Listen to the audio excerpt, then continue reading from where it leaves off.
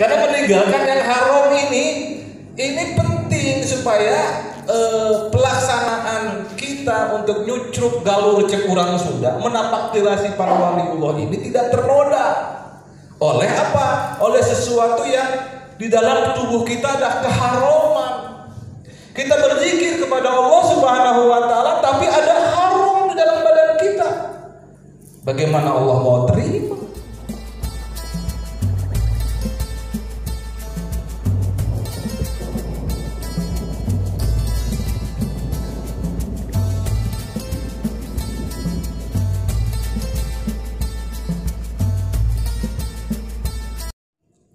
Ikhwan wa akhwat rahimakumullah.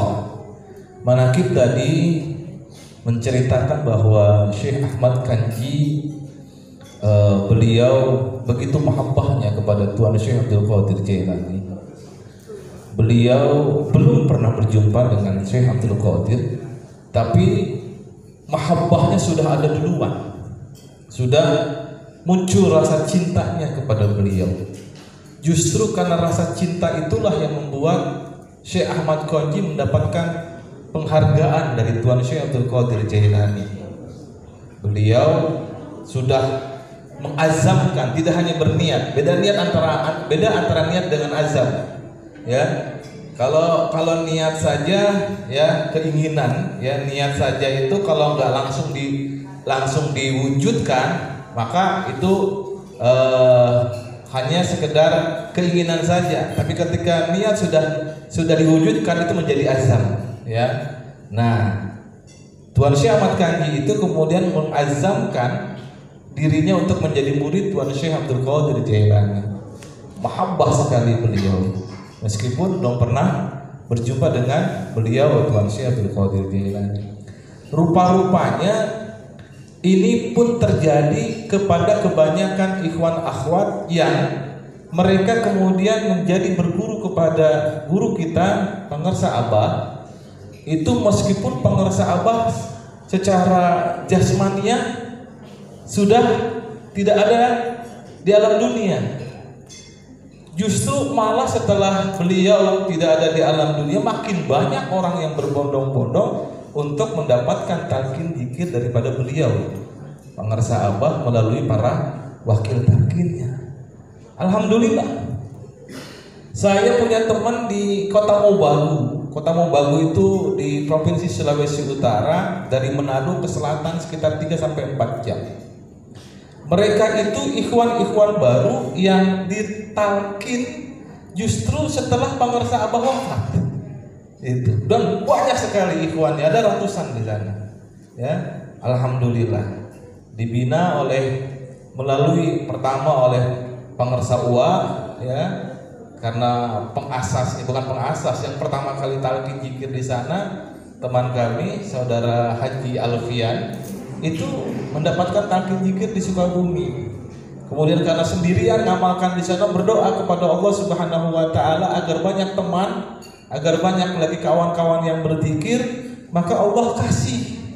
Itu wasilahnya adalah ketika beliau mau manggil pengersa uwa udah nggak ada lagi, sama udah dipanggil juga oleh Allah Subhanahu wa taala. Akhirnya disarankan untuk mengundang Pak Kiai Haji Wafiuddin. Lalu kemudian bersama dengan tim ke sana, alhamdulillah makin banyak lagi ikhwan dan akhwat. Nah, ini luar biasa ya karomahnya para waliullah itu. Dan para bapak dan saudara-saudara yang dirahmati Allah Subhanahu wa taala, memang kekasih-kekasih Allah ini ada klasifikasi yang disebut dengan kekasih Allah yang disebut dalam kategori fa'il dan maf'ul. Ada wali fa'il, ada wali maf'ul. Ya. Wali fa'il itu sebagaimana arti dari kata fa'il, isim fa'il, pelaku. Jadi maksudnya apa? Maksudnya dia melakukan kegiatan bagaimana supaya Allah memberikan anugerahnya, memberikan rahmatnya, memberikan berkahnya kepada orang yang berusaha menapaktilasi wali-wali sebelumnya. Itu disebut dengan wali fa'il. Artinya apa? artinya dia harus melakukan perjalanan yang luar biasa susahnya untuk kemudian bisa mendapatkan derajat dari Allah Subhanahu wa taala berupa derajat ketakwaan yang luar biasa. Itu disebut dengan wali fa'il. Sementara yang disebut dengan wali maf'ul, sebagaimana arti kata maf'ul adalah apa? Dikerjakan, ya. Dikerjakan artinya bahwa dia memang sudah dipilih oleh Allah Subhanahu wa taala untuk menjadi waliullah dan sudah menjadi takdirnya Allah Subhanahu wa taala kepada diri orang itu. Dan rupanya manqobah yang barusan itu adalah terkait kepada wali maf'ulnya Tuan Syekh Ahmad Kanji. Gitu. Jadi dia nggak usah mencari dalam artian susah-susah harus melakukan riadoh segala macam, tapi dengan berjumpa dengan Tuan Syekh Abdul Qadir Al-Jailani itu pun di dalam mimpi. Gitu. Itu pun di dalam mimpi. Kemudian oleh Allah Subhanahu wa taala diberkahi berupa menjadi seorang waliullah. Tetapi yang jenis seperti ini jarang para bapak dan ibu yang dirahmati Allah Subhanahu wa taala. Mungkin 1 dari 1000 atau 1 dari 1.000.000. Ya, jarang sekali. Maka karena saking jarangnya orang-orang seperti ini jarang dijumpai. Nah, pengecualian terjadi itu seperti Syekh Ahmad Kanji ini yang terjadi pada waliullah yang disebut dengan wali maf'ul. Ini. Nah, rupanya kalau kita bukan bagian dari wali maf'ul ya, jangan-jangan wali fa'il juga kagak kali. Wali-wali daya mungkin ya, mungkin. Ya. Wali murid iya, gitu. Wali-wali daya mungkin karena mungkin sudah menikah. Kalau yang jomblo gimana? Ya. Makanya benar kata Rasulullah Muhammad SAW bahwa menikah itu adalah separuh agama gitu. Jadi yang belum menikah ya berarti belum melaksanakan separuh agama. Jangankan penuh agama, separuh agamanya dia belum melakukan gitu. Maka cepat-cepatlah menikah. Mari kita doakan kepada teman-teman kita diberikan hidayah oleh Allah Subhanahu wa taala untuk cepat menikah. Amin. Nah, saya akan mengajak saudara-saudara sekalian untuk memahami bagaimana bisa menapaktilasi jejak-jejak para waliullah, tapi di kebanyakan orang ya, di kebanyakan orang melakukannya. Dan ini ditulis oleh Imam Nawawi, murid daripada Syekh Ahmad Khatib Sambasi juga. Karena beliau Imam Nawawi ini sezaman dengan Syekh Abdul Karim Al-Bantani. Beliau bersepupuan antara Syekh Abdul Karim Al-Bantani dengan Imam Nawawi Al-Bantani. Itu sepupuan, mereka satu kakek.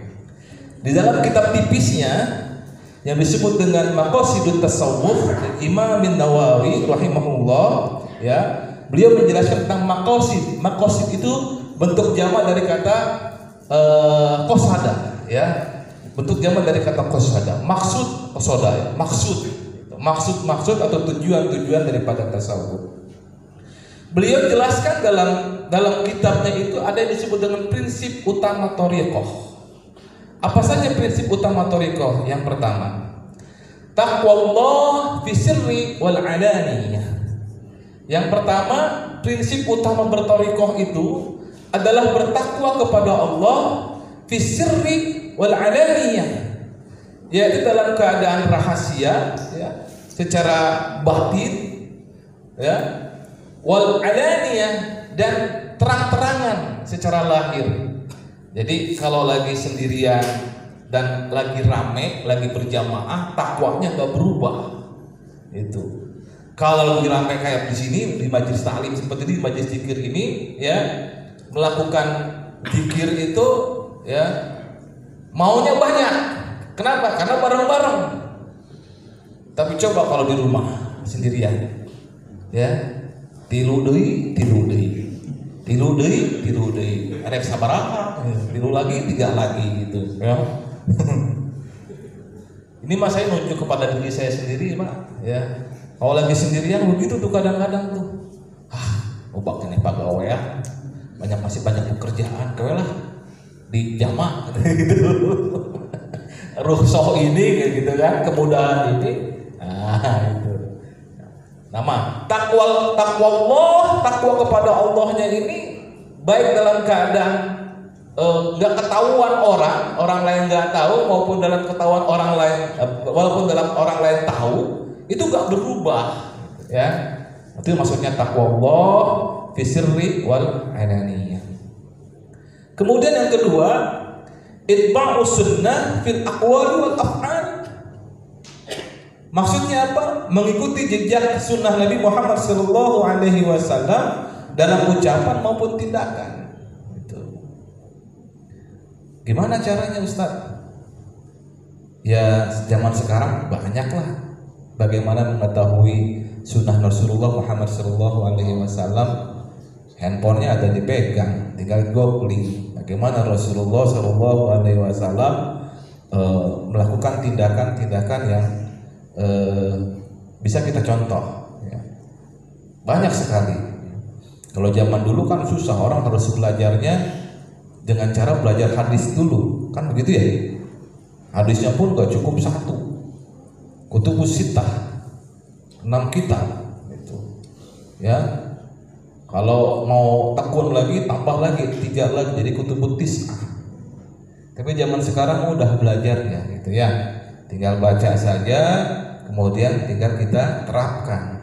Tapi jangan langsung ngambil begitu saja. Kalau zaman sekarang mah itu harus tanya juga, harus konfirmasi kepada yang paham, ya.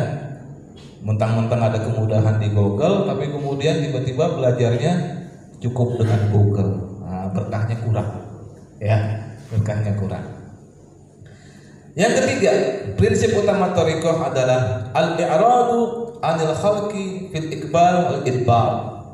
Berpaling dari makhluk, ya, baik diterima maupun ditolak. Artinya bagaimana nih maksudnya nih? Berpaling dari makhluk baik diterima maupun ditolak. Artinya kita jangan terlalu bergantung kepada makhluk. Bergantunglah hanya kepada Allah, ya. Sandarkan semuanya kepada Allah Subhanahu wa taala. Gitu. Prakteknya gimana Ustaz? Kadang-kala memang agak susah, ya. Kita lagi banyak hajat, lagi banyak kebutuhan. Itu terutama ini nih, pada saat zaman-zaman sekarang nih banyak penyakit, ya. Masa pandemi ini banyak penyakit. Ini ujian untuk ketauhidan kita. Baik yang sakit maupun yang ngerawat yang sakit. Ujian. Wah, saya kemarin ini dalam 14 hari ini dan masih sekarang sampai sekarang masih itu seperti kayak diingetin sama Allah Subhanahu wa taala. Ini prakteknya gitu. Ini prakteknya bahwa ketauhidan itu tidak hanya sekedar teori, tetapi kamu harus aplikasikan dalam kehidupan kamu sehari-hari. Tatkala orang tua sedang menderita, bagaimana tauhid kamu? Bagaimana mengajarkan ketauhidan kepada orang tua? La syifa, tidak ada, la syafi', tidak ada yang maha penyembuh illallah, kecuali Allah. Bukan dokter yang nyembuhin, bukan virus, bukan obat yang nyembuhin, tapi Allah Subhanahu wa taala yang nyembuhin. Itu. Maka posisi kita dalam artian al-i'radu 'anil khalqi fil iqbal wal idbar ini benar-benar terjadi gitu. Ya. Memang susah prakteknya, Pak. Susah prakteknya kalau kita nggak ngalamin sendiri gitu. Maka saya ingat tuh ada sebuah postingan gitu ya. Ada seseorang dari ketinggian, manajer butuh pertolongan anak buahnya. Gitu. Dipanggil-panggilin karena lagi masih sibuk kerja gitu ya. Enggak ada yang nyaut. Bro, dari atas ya, dari lantai 5. Bro. Enggak nyaut-nyaut. Dia rokok kantongnya. Wah, ada 10.000 nih. Dia lemparin. 10.000 kena badannya. Ada duit 10.000 nih kata kerja. Alhamdulillah. kantongin ah, kantongin. Kagak nengok ke atas, ya. 10.000 dapatnya 10.000. Si manajer di atas bingung. Ini gimana ya caranya supaya dia berpaling ke saya gitu kan? Kantong lagi, Rogo. Kayaknya kalau lagi gedean lagi dia mau kali nengok ya. Wah, ada 100.000. Dilemparin 100.000. Kena badannya. Kena badannya ada 100.000. Alhamdulillah. Gitu.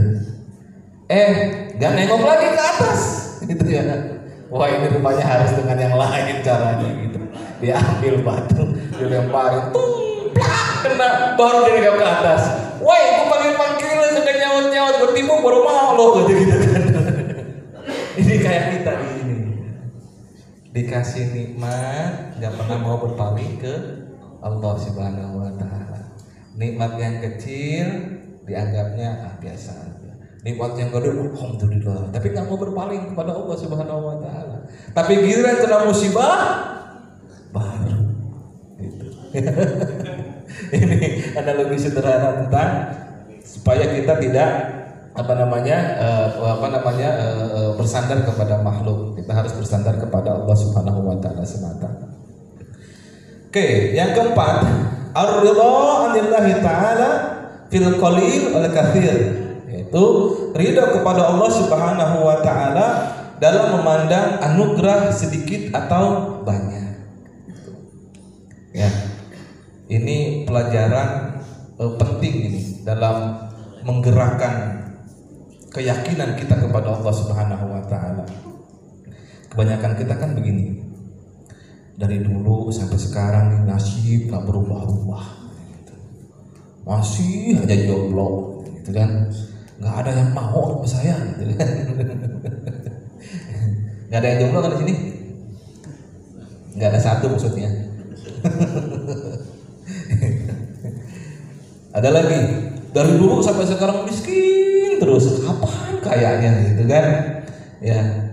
Ya miskin terus kalau nggak mau berusaha, nggak kaya kan gitu. Nah, miskin atau kaya itu tergantung sebenarnya penerimaan kita. Ridho apa enggak dengan apa yang diberikan oleh Allah Subhanahu wa Ta'ala kepada kita. Gitu ya. Ya, kalau kita ridho sama apa yang diberikan oleh Allah Subhanahu wa Ta'ala kepada kita, insya Allah penerimaan itu mendapatkan anugerah dari Allah Subhanahu wa Ta'ala. Ya, saya akan percepat. Yang terakhir, ar-ruju' ilallahi ta'ala fi sarra wa dharra. Kembali kepada Allah Subhanahu wa Ta'ala dalam keadaan suka ataupun duka. Nah, ini ya. Takdir Allah itu tidak hanya takdir yang baik, tetapi juga ada takdir yang bagi kita buruk gitu, ya. Padahal kalau menurut Allah sih nggak ada yang buruk, semuanya baik menurut Allah, ya. Karena sesuatu yang baik menurut Allah, ya insya Allah juga baik menurut kita. Tetapi kebanyakan hal-hal yang buruk menurut kita, tapi justru sebaliknya baik menurut Allah. Itu. Terkadang kita harus diberikan musibah dulu. Kalau kita kemudian menjadi sadar akan betapa besarnya nikmat Allah.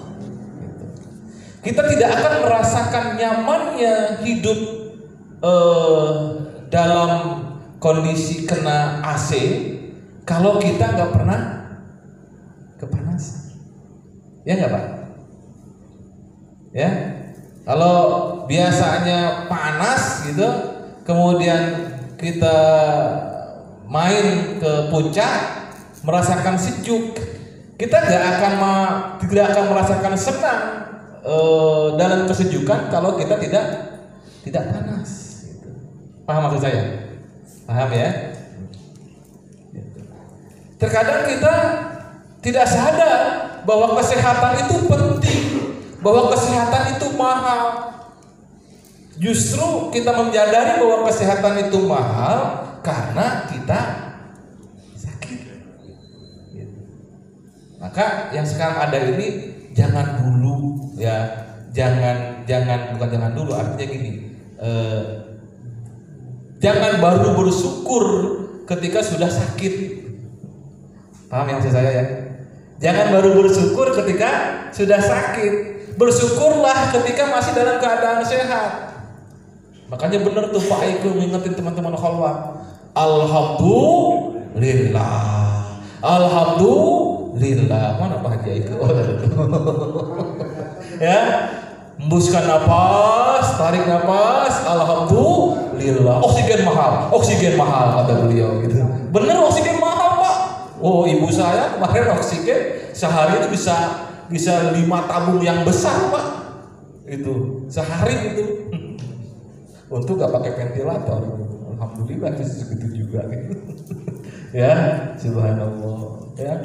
Itu. Jadi kembali kepada Allah Ta'ala fisarra wa dharra, dalam keadaan suka dan dalam keadaan duka.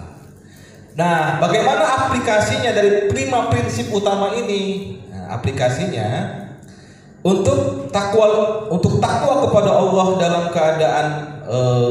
dalam keadaan batin dan dalam keadaan lahir adalah dalam bentuk wara' dan istiqomah.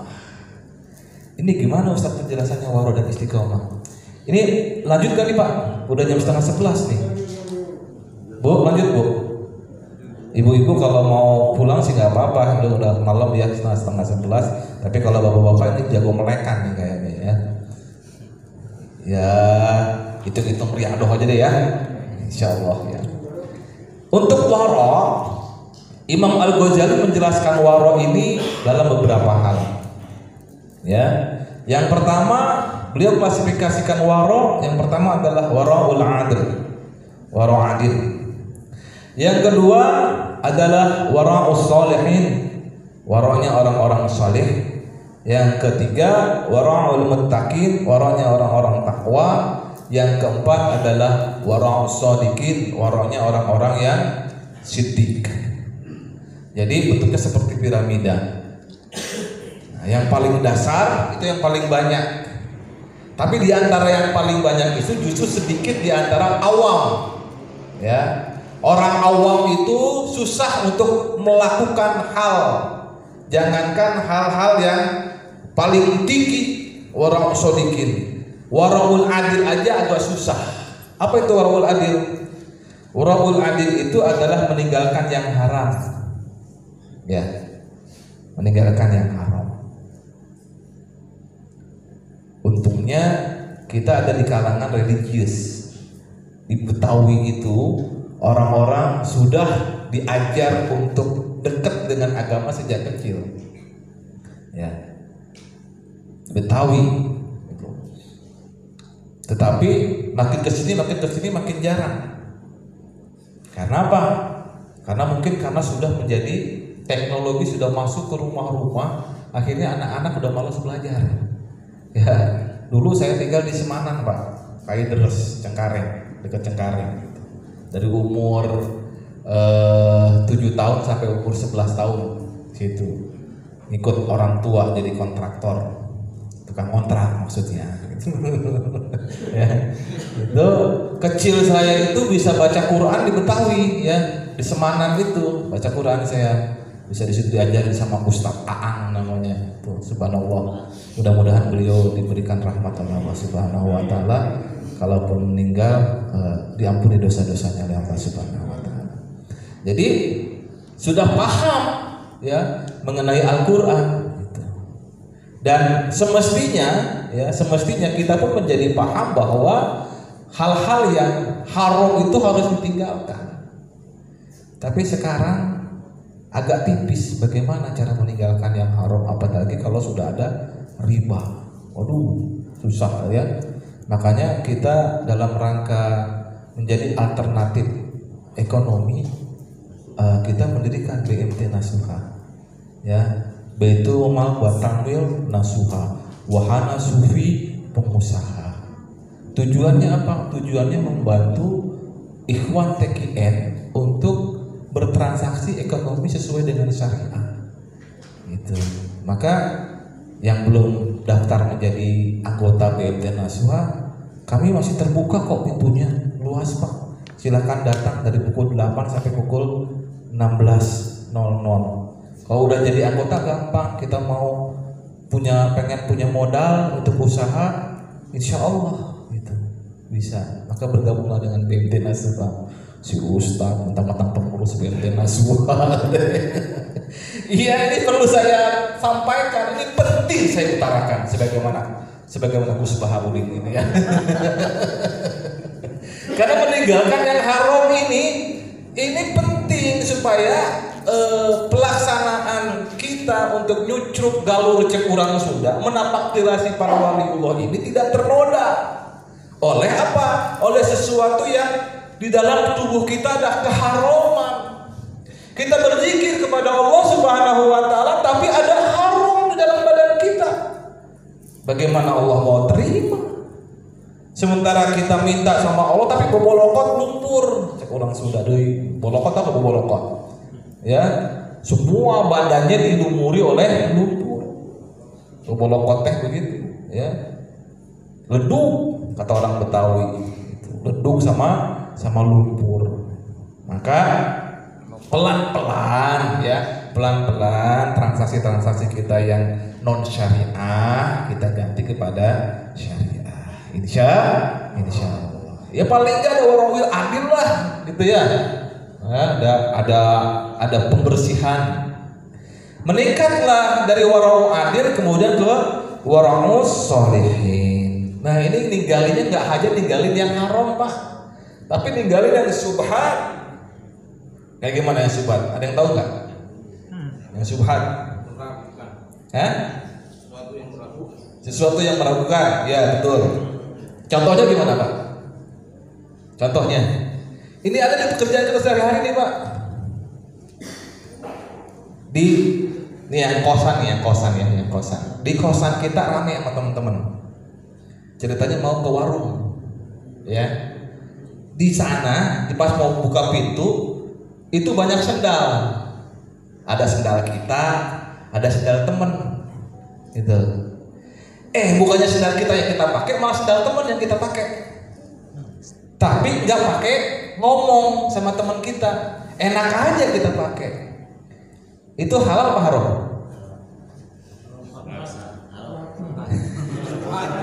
Ya, bagi yang nggak tahu halal haram itu menjadi subhat. Itu menjadi subhat tuh Pak. Ya, kalau yang tahu haram itu namanya gosok. Ya, make tapi tanpa izin. Tapi sebenarnya temennya rela-rela aja itu dipakai sama dia gitu.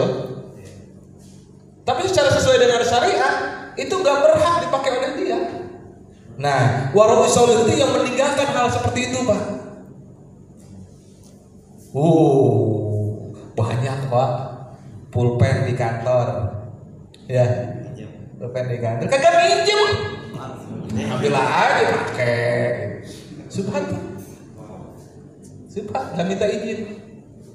Rela temannya dipakai sebenarnya, tapi kita nggak minta izin. Itu peci mau sholat, ya mau sholat nih, peci ada nih, berjejer, tapi bukan peci kita, lalu kita pakai buat sholat. Temannya rela sebenarnya, tapi kita nggak minta izin itu. Nah subhat kena. Nah seperti itu Pak. Kayak praktek gitu susah tuh Pak ya. Nah, makanya yang bisa meninggalkan itu namanya disebut dengan waraus sholihin. Orang-orang waro hati-hati Pak, hati-hati tapi sifatnya ke sholihin. Ada lagi waraul muttaqin ya, bukan hanya haram, bukan hanya subhat, tapi dia meninggalkan sesuatu yang sebenarnya boleh untuk ditinggalkan, untuk dilakukan, ya. Tetapi dia tinggalkan sebab khawatir bisa menimbulkan salah, ya. Kalau Sayyidina Umar berkata, menghindari 9 dari 10 kehalalan, khawatir terjatuh dalam keharaman. Ini lebih berat lagi Pak. Itu bisa dilakukan kalau qalbunya bersih banget, ya. Saya ingat terkesan saya dengan apa ya, dulu filmnya Wali Songo tuh ada Sunan Bonang lagi jalan, tiba-tiba beliau terjatuh terjatuh, beliau tak sengaja mencerabut rumput. Apa yang terjadi? Sunan Bonang nangis, kejer nangisnya. Kenapa? Karena membunuh hidup rumput. Kalau kayak gitu Pak, kondisi batin kita, subhanallah, itu memang kekasih Allah. Ya, kita mah jangankan rumput, yang ada di depan mata aja, kucing minta makanan kita ditendang begitu. Astagfirullahaladzim. Padahal kucing nggak banyak-banyak mintanya, gitu ya, nggak banyak-banyak minta, paling minta tulang. Tapi karena kitanya udah keduluan bakhil, gitu ya, kucing udah ngeong ya kagak diwarok sama kita, atau musuh diwarok, ya. Syukur-syukur kalau dia beliin ayam buat khusus si kucing tuh, wah itu baru. Jangan-jangan bisa masuk surga gara-gara itu Ustaz, ya, gara-gara ngasih makan kucing dengan daging yang utuh gitu ya. Kita mah jarang begitu Pak. Iya Pak, iya Pak, sering begitu enggak? Paling ngasihnya sedikit sisa dari makanan kita sama kucing itu. Itu teman saya, bukan teman saya, ipar saya lagi makan siang sama bosnya orang Cina, bukan Islam, lagi makan. Si bosnya ini ya makan bareng-bareng sama anak buah itu bisa di mana aja gitu. Nah pas kebetulan makan siang dia makan pecel lele. Lagi makan pecel lele, ipar saya ini dideketin sama kucing, dikasihlah disisihkan sebagian dari tulang itu kepada si kucing. Si bosnya marah, lu orang nih ngasih makan kucing pelit amat katanya gitu. Beliin satu, dibeliin Pak, satu ayam langsung dikasih ke si kucing gitu. Banyak duit. Nah, iya memang banyak duit ya bos, gitu kan. Tapi dia itu Nasrani Pak, bukan Islam. Kok bisa akhlaknya melebihi orang Islam? Ya untuk seukuran gantiin 10.000 buat kucing mah kayaknya nggak butuh banyak duit sih sebenarnya. Setelah ini kemudian yang lagi makan pecel ayam ngajakin kucing. Ya. Nah ini masuk waro'i mutakin ya. Waro'i sodikun lebih berat lagi Pak, meninggal sesuatu yang akan mendatangkan cobaan. Ini saya nggak bisa menjelaskan bagaimana caranya ini waro'i sodikin ini ya. Ini tingkatannya tingkatan luar biasa. Tingkatannya para sahabat-sahabat 4, sahabat utamanya Rasulullah Muhammad SAW. Ya, ini sekedar pengetahuan para bapak ya. Mudah-mudahan paling tidak kita ada di dasar tuh yang warau adil. Ya, ada di warau adil. Ya syukur-syukur naik ke warau sholihin, kita tinggalin yang subhat. Karena memang menurut mengarang kitab Kifayatul Adqiyah bahwa thariqah itu ya fasyari'atun akhdun bidinil khaliqi wa qiyamuhu akhdun syariat itu adalah memegang teguh prinsip agama dengan kuat. Wa tariqatun kal waro. Kalau tariqat itu seperti orang yang waro. Ya, itu. Jadi perhatikan yang waro ini justru yang kemudian dia bisa mengikuti jalan-jalan tariqah. Itu ya. Mudah-mudahan. Nah, maka dukung tuh teman kita ya yang suka ngasih ngasih makan gitu, seperti siapa DLD Dapur Leha Jakarta, promosi lagi satu. Iyalah kalau saya ada di sini. Kemudian yang kedua, aplikasi dari 5 prinsip utama itu sebenarnya saya panjang nih Pak. Kayaknya sampai subuh masih bisa materi saya. Ini bersambung ya. Yang kedua, itba'us sunnah bil aqwali wal af'al, itu akan menumbuhkan sikap pemeliharaan dan budi pekerti luhur. Betapa tidak kita mencontoh akhlaknya Rasulullah Muhammad SAW dengan mengkaji perbuatan beliau, ucapan beliau, dan ikrar beliau melalui hadis-hadis Rasulullah Muhammad SAW. Gitu.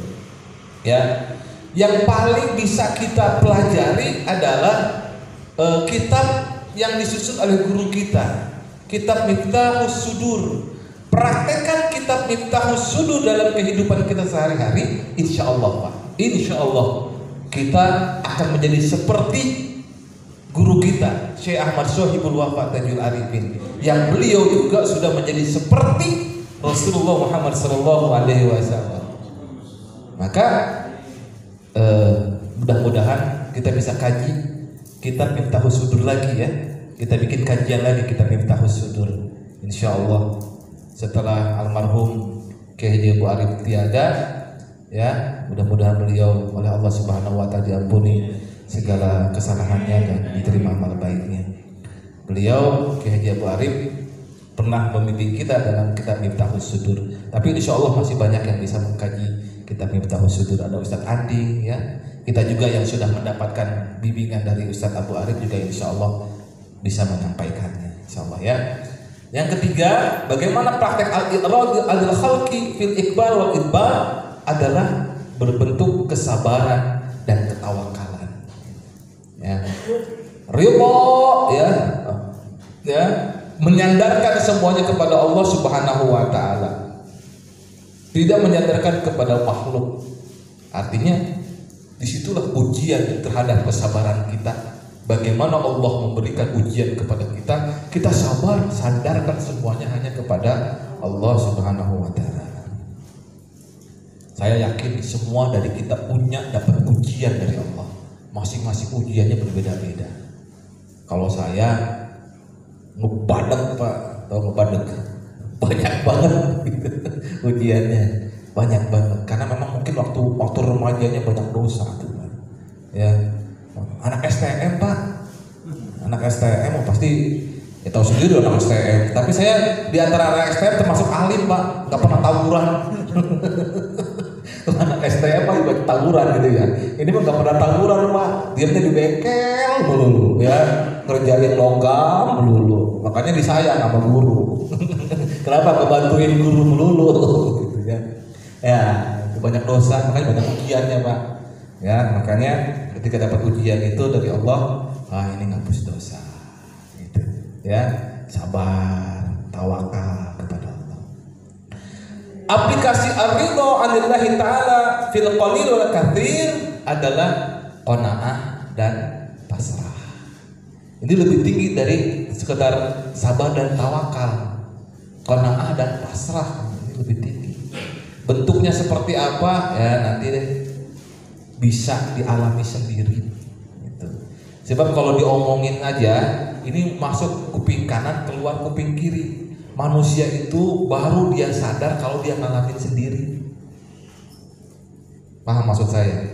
Anak kecil nggak tahu rasa api kalau dia nggak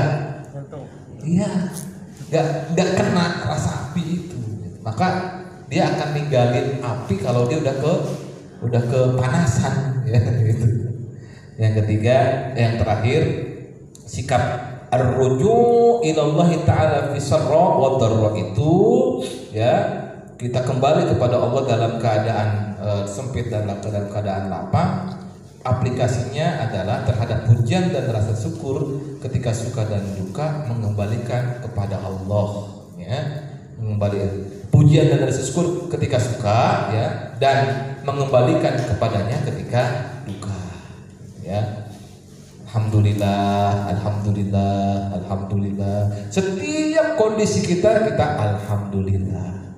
Ya, lagi di jalan, apa namanya ya namanya lagi di jalan Pak ya, naik motor nih.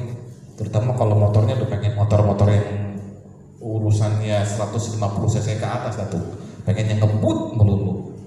Ya, di belakang ada nyalip tuh. Ya. Pengen ngejar atau pengen kita diem Pak? diuper sama kita, apalagi yang baru motor baru tuh Ustaz Rojak tuh, wah makanya ngomong gitu kan. Nah, orang yang punya sikap tawakal, yang punya sikap ar-ruju ilallah ta'ala fi sarra wa darra itu mampu menahan diri, gak ngejar lagi.